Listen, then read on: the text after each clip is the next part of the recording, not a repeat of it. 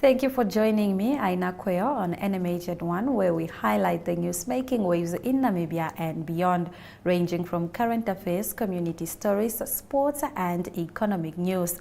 Coming up in this broadcast, Erongo Red launches Token Identifier Rollover project. 5-year-old prevails in $1.3 billion Namibian tender standoff.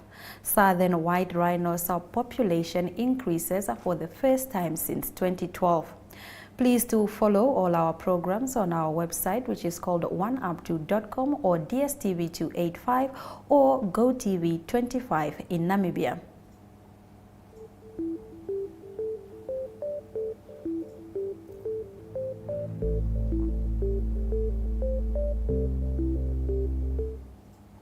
The Namibia National Association of the Deaf held a peaceful demonstration yesterday in Windhoek in commemoration of the Deaf Awareness Week. This year's Awareness Week was held under the theme, A world where deaf people everywhere can sign anywhere. The march is also a cry for recognition of the deaf language.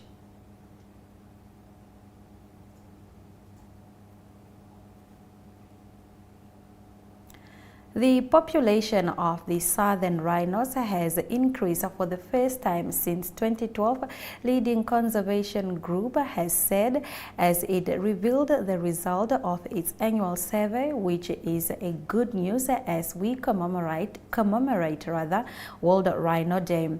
The International Rhino Union Conservation announced on Thursday that the white rhino now number around 16,803 animals, an increase of 5.6% from the previous year. The black rhino population also increased and reached nearly 6,500 by the end of last year. In 2022, Africa lost 561 rhinos to poaching, 448 of which were killed in South Africa. Visual News highlights local stories from across Namibia. We'll be right back. Stay with NMH at 1. Neo Paints has established a 67-year Namibian legacy, creating personalized paint solutions that blend quality and innovation for the Namibian people. We pride ourselves in being a 100% Namibian-owned company, investing in our country and our people by employing and empowering true Namibians. With every brushstroke, Neo Paints commits to our quality guarantee and always delivering a coat of excellence. At Neo Paints, we always stay true to our country. We are as Namibian as you.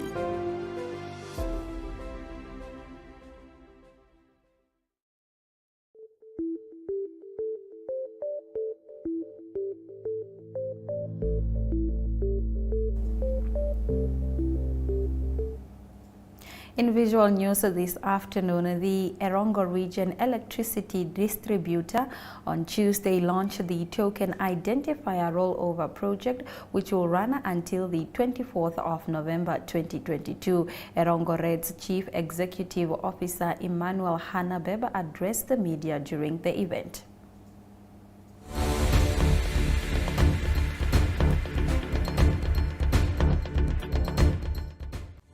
Has received a directive from Standard Transfer Specifications Association regarding the changes that will come into effect on 24th of November 2024, which will affect all the meters. These are the prepaid meters, not only in the Erongo Red area, but all the SDS compliant meters across the globe. As a company, we have taken immediate action to be able to embark on the process so that we could upgrade our current SDS system that we have, so that we could up to the SDS 6 standard. This is now allowing us to be able to accept tokens after the 24th of November. But we've also already started, and some of the meters have already been upgraded. So when a customer buys buys electricity, either at our offices or online or via the vendors, we normally issue the clients of 20-digit numbers. Those are the unique numbers that clients use to go and pin in, and eventually they get credits based on those numbers. And those encoded numbers have unique, what we call the token ID. Those are the token IDs that they have. So every time customer buys electricity, the meter will store the token ID in its memory. All prepaid meters have token identifier within the meter to identify every token. So if you punch in your token, there is a meter token identifier that each and every meter has.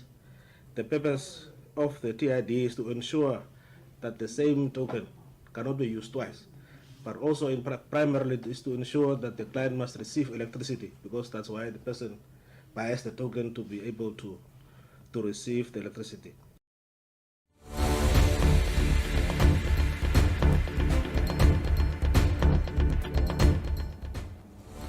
Namibian Sun leads us in the newspaper review segment on the other side of the break.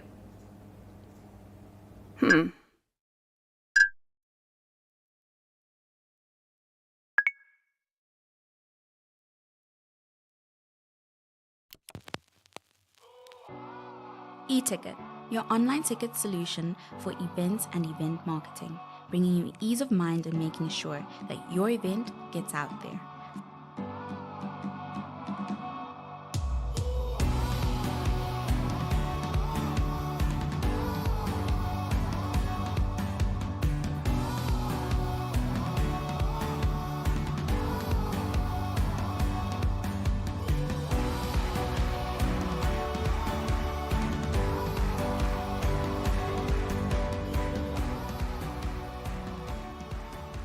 For more information, contact events@nmh.com.na.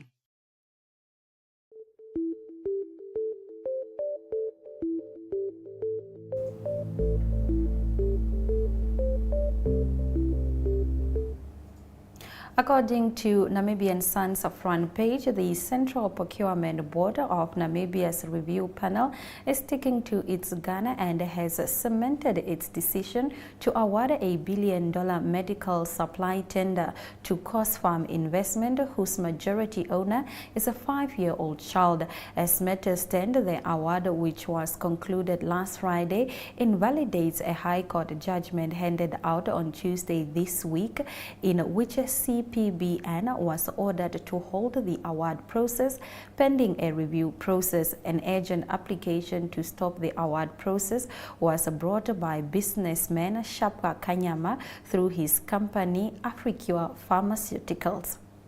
A legal battle over 2,700 carat diamond valued at 14 million Namibian dollars is dragging on with no end in sight, reports per the paper's page 3.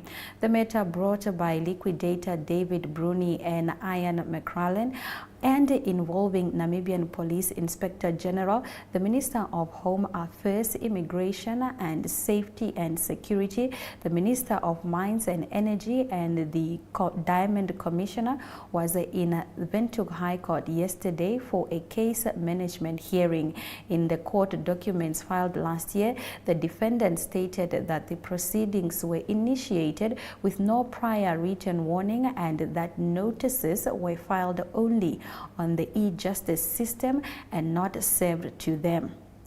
The naked truth is that our government does not take us into account and harms us. We are born here and grow up here, but in Havana, around our ancestors' graves, there are shabins and corrugated iron houses. We come to commerce and we are looking for land in commerce, otherwise we will take the land ourselves. These are the words of Komanin clan leader Gauss Julian Gawa, as quoted in today's Republican newspaper. On Wednesday, the Komanin Traditional Authority held a march to the office of the Vice President Nangolo Mbuba to once again make a plea to the government for their own piece of land. The Komanin clan, originally from Windhoek, owns no land in their native land, the place where their ancestors were buried. On the paper's page 3, it is reported that both the Ministry of Agriculture, Water and Land Reform as well as Mid-Council of Namibia chose to not comment on Dr. Job Amupanda's remarks about an invitation for slaughter facilities to apply for the Norwegian quota. On the Allgemeine Zeitung, a German Namibian company wants to produce emission-free iron through a reduction process using green hydrogen. Namibia is developing green shipping corridors and a $44 billion Namibian storage facility for clean such green ammonia in Falfish Bay with Mike's and the Belgium company. In the process, once again, President Hage Geingob has used an international platform to announce new projects without local residents knowing about them beforehand. On the paper's page 3, AZ is focusing on court document filed with High Court which states that the diamonds were placed in the custody of a Namibian police after a liquidation. Now Bruni and McLaren have taken the police to court because they still have not handed over the diamonds despite several demands. A bitter legal battle continued to range over 2,700 carats of diamonds worth 14 million Namibian dollars between the Minister of Security, the Minister of Mines and Energy, and the Diamond Commissioner of Land Liquidators. After the break, we return with more newspaper reviews, starting with the Namibian.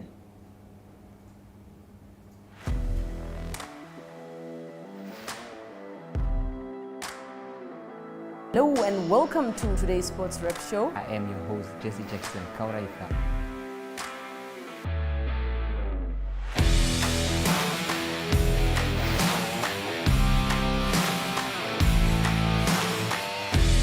In replay, Namibia, who had won the toss for the first time on this tour.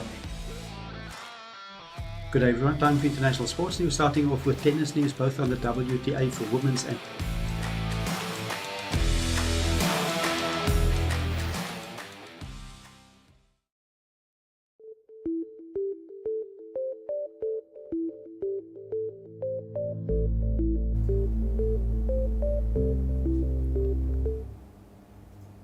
According to the Namibian newspaper, the Institute of Public Policy and Research has raised concern over a plan by the African Energy Chamber led by Cameroon's controversial businessman NJ Ayuk to represent President Hage Geingob with a Lifetime Achievement Award in South Africa next month for his commitment to advancing Namibia's energy sector.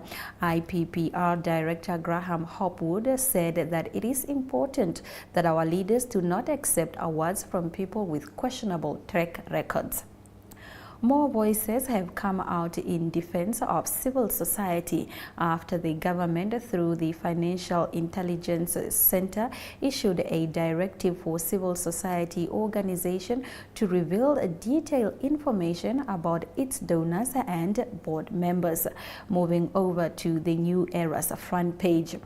"You did not vote for me," was the cold response Korea Dem's Happy Crest residents got from Samora Machel constituency councillor Nestor Kalola after bringing their plight to his attention, reports New Era.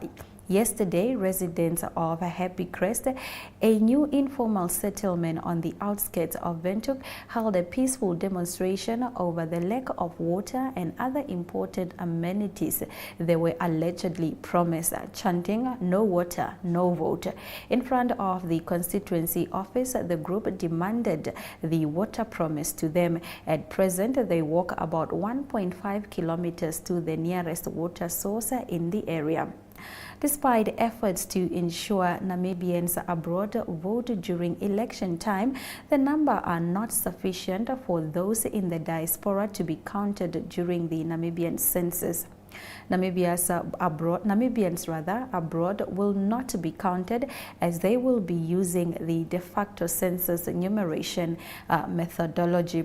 We will count all people who will have slept in Namibia on the night of the 24th of September 2023, said the General Alex Shimwefeni. The de facto census enumeration methodology means enumeration of individuals as of where they were found in the census, regardless of where they normally reside. On the other side, the de jure method of enumeration counts individuals where they usually reside, regardless of where they were on the day of the census. Moving over to Market Watch, I find it odd to question commercial banks responding to monetary policies in the way they should, given the increase in the policy rates, as this is precisely the mechanism by which lower inflation is to be achieved. A local analyst said the fact that local commercial banks are not compelled to increase the prime lending rate when the Bank of Namibia hikes the repo rate defeats the purpose of monetary policy adjustments, the head of the research of Cyrus Capital, Robert McGregor, pointed out. Now, South African poultry producer Quantum Foods on Friday said nearly 2 million chickens worth 106 million rands have been killed by a bird flu outbreak. More on this when we return with economic news after the break. We are so excited to be kickstarting your morning with entertainment. Everything was happening during this past weekend. Yes. Exciting news. Wow, no, she was killing it already. In my opinion, I don't see anything wrong with him serving the full term. As well as keeping you informed on the issues that you need to know happening in and around our country.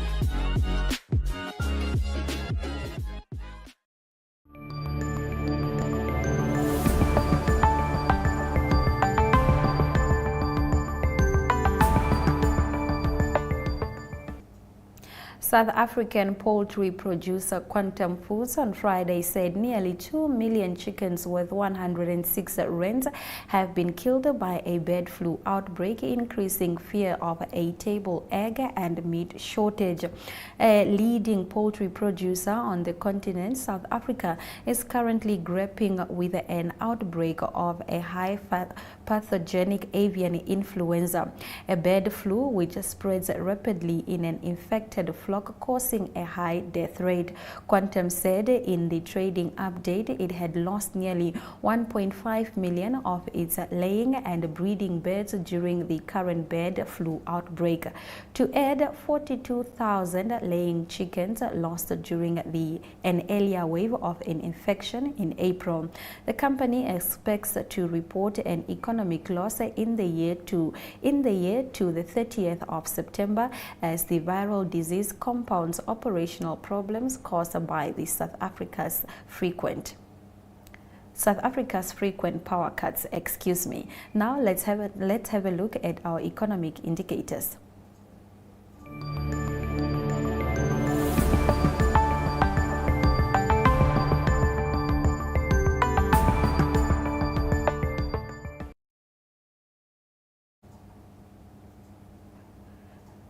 Let's have a look at our economic indicators. The Namibian dollar trades at 22 Namibian dollars 98 cents to 1 British pound, 20 Namibian dollars 1 cent to 1 euro. All shares on the market, all shares of the local market share have remained the same.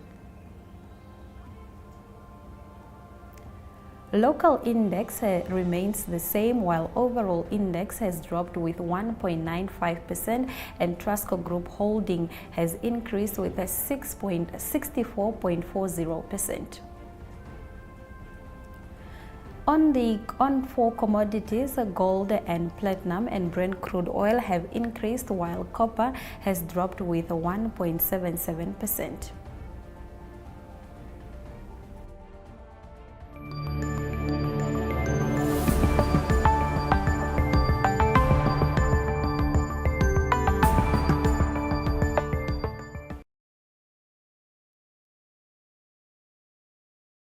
Welcome to What's Cooking, where culinary passion meets expert insights.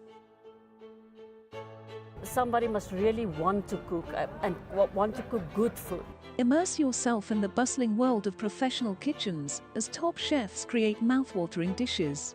Join us for in-depth interviews as our host explores the experiences and expertise of our guest chefs. Don't miss out. Tune in to What's Cooking on NTV every Friday at 2100 hours and let the culinary adventure begin.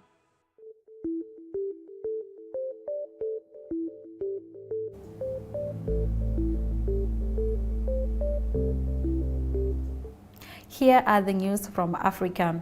A structure dating back almost 500,000 years discovered in Zambia. This is the remains of a simple structure from Stone Age that may be the oldest evidence yet of early humans building with wood. It was uncovered in Zambia by a team of archaeologists. The construction is basic, a pair of overlapping logs fitted together with a notch.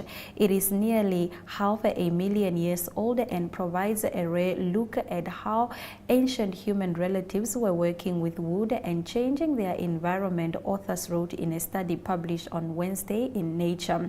Usually wood rots quickly when it is exposed to the elements, which has left us with a little evidence of how our ancient relatives used the material. But these materials were submerged in the river, which helped preserve them. So when his team uncovered the log in 2019, they were still able to see telltale sign that early humans had shaped them, carving out a notch in the upper log, tapering off the ends and leaving tool marks across the surface. On to our next story. A Kenyan court has awarded 4 women living with HIV who were sterilized without their consent about 20,000 each as damages. The judge ruled that the forced sterilization was a violation of their fundamental rights, including the right to establish a family. Last year, a court founded the medical charities Medicine Sans Frontiers, Mary Stopes International, and a maternity hospital capable of coercing the women to undergo the procedure. While the 2 charities did not directly carry out a sterilization on women, the women's lawyers told the court that they had played a significant role by referring the women to the hospital. The court, however, dismissed claim against the health minister and the attorney general. On the continent, allegations of women being sterilized without their consent are common in Kenya, Swaziland, Namibia, and South Africa. We take a look at the international news shortly.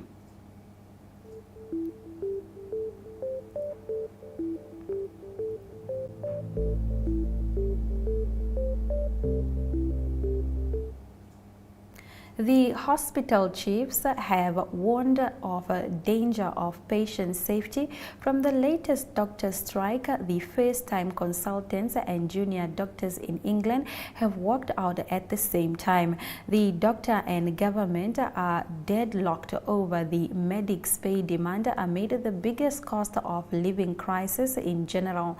The strike over heavy workloads and below inflation pay rises have seen many thousands of appointments and operations postponed and come on top of a vast pandemic backlog weighing down the state-run National Health Service.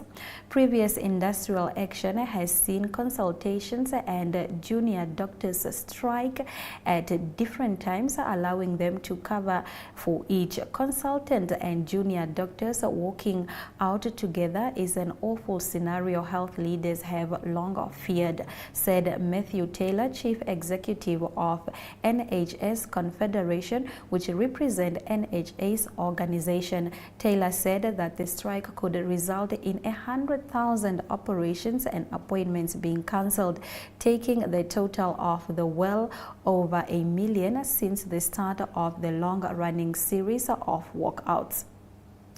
We take a look at local sports shortly.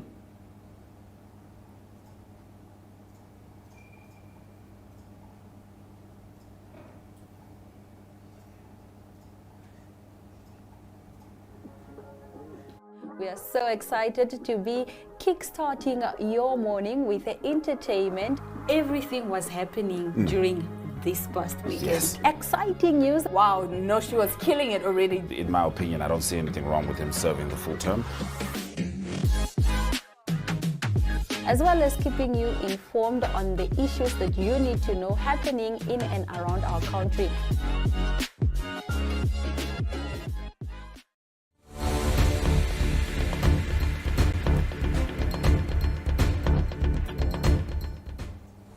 Thank you for spending your lunch hour with the NMH at 1. We will see you again on Monday, same time, same place. Happy Friday.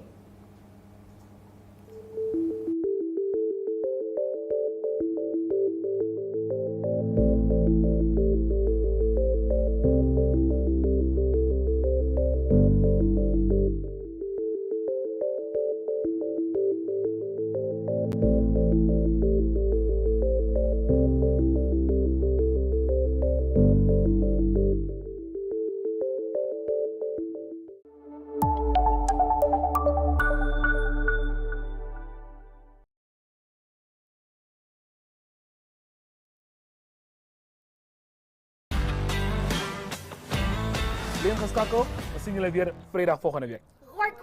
Gooi kool. Welkom jullie, mijn naam is Brian Munango en ik is jullie aanbieder voor Gooi Kolen. Dit is donderdagse sportstrip nu.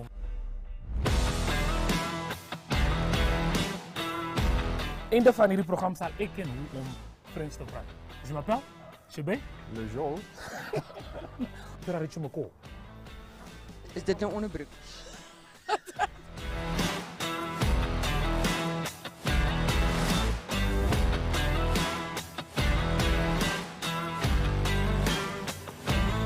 Blijf geschakeld. We zien jullie weer vrijdag volgende week. Gooi kool. Gooi kool. Welkom jullie, mijn naam is Brian Munango en ik is jullie aanbieder voor Gooi Kolen. Dit is donderdagse sportstrip nu.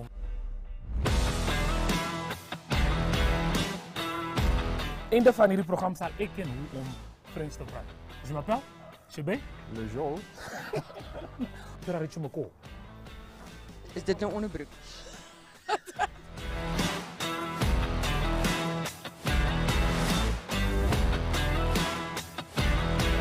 Mijn naam is Brian Munango en ik is jullie aanbieder voor Gooi Kolen.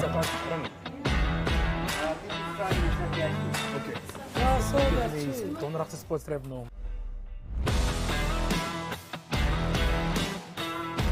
Einde van hierdie programma zal ik en hoe om Frans te praten. Je m'appelle? Je bent? Le jour. Daar rit je me kool.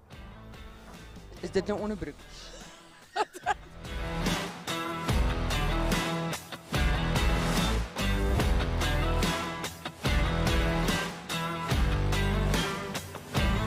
Blijf geschakeld. We zien jullie weer vrijdag volgende week.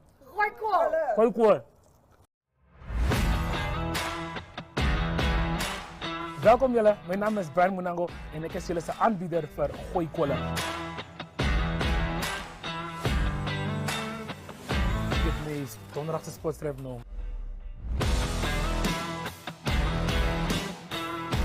Einde van hierdie programma zal ik en hoe om